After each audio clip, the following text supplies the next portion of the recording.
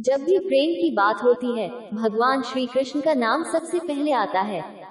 श्री कृष्ण को प्रेम और स्नेह का प्रतीक माना जाता है। पुराणों के अनुसार श्री कृष्ण की 16,108 रानियां थीं।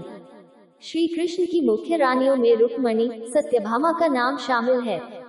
इसके अलावा बाल्यावस्था में श्री कृष्ण के गोकुल में गोपियों संग रासलीला की कहानियां आज भी मशहूर हैं। हालांकि सभी को प्रेम और स्नेह का पाठ पढ़ाने वाले श्री कृष्ण का नाम सिर्फ राधा के साथ ही लिया जाता है। हर कोई प्रभु कृष्ण के नाम का जाप करते समय राधे श्याम का उच्चारण करता है।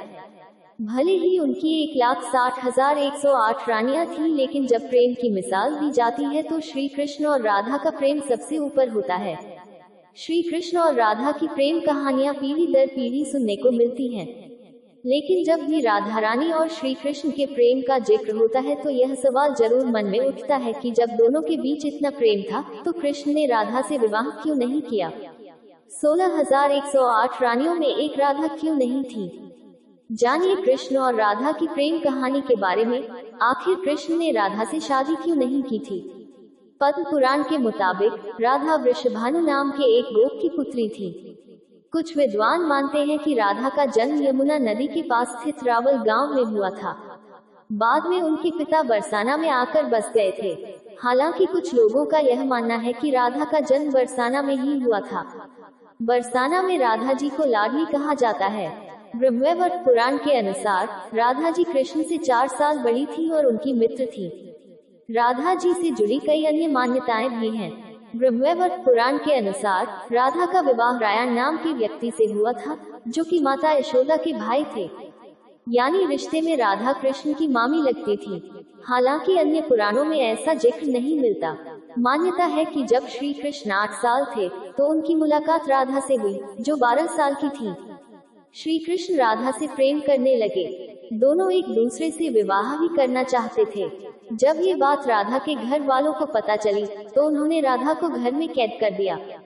वह लोग राधा और कृष्ण की विवाह के इसलिए भी खिलाफ थे क्योंकि राधा की मंगनी हो चुकी थी। कहा जाता है कि श्री कृष्ण ने राधा रानी से शादी करने की हट कर दी थी। इस पर यशोदा माता और नंद बाबा उन्हें ऋषि गर्ग के पास ले गए। ऋषि गर्ग ने भी कान्हा को बहुत समझाया।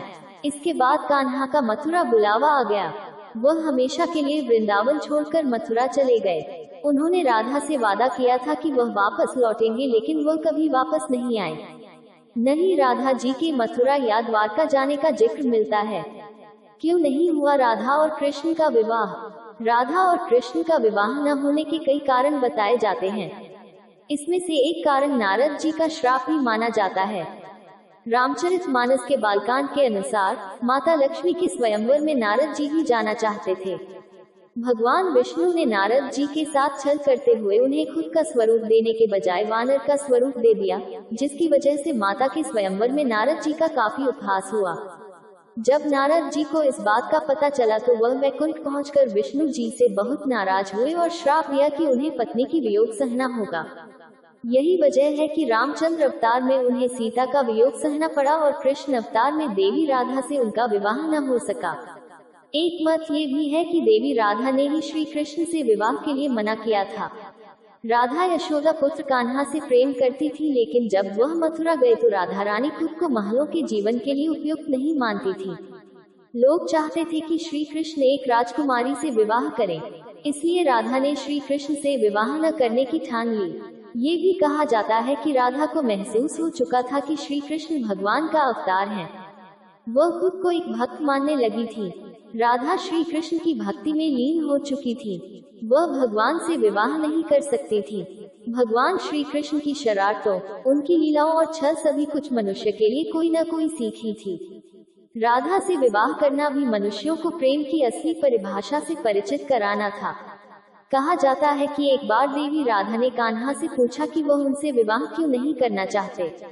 इस पर श्री कृष्ण ने कहा कि कोई अपनी आत्मा से विवाह करता है क्या?